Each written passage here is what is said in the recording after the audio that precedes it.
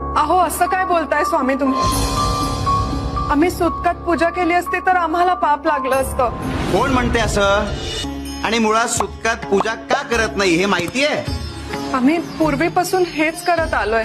आमच्या आई वडिलांनी जे केलं तेच आम्ही अंगीकारलं आणि असा प्रश्न आम्हाला कधी पडलाच नाही. हेच चुकतं तुमचं. आणि काय रे, हे सुतक नेमकं असतं काय?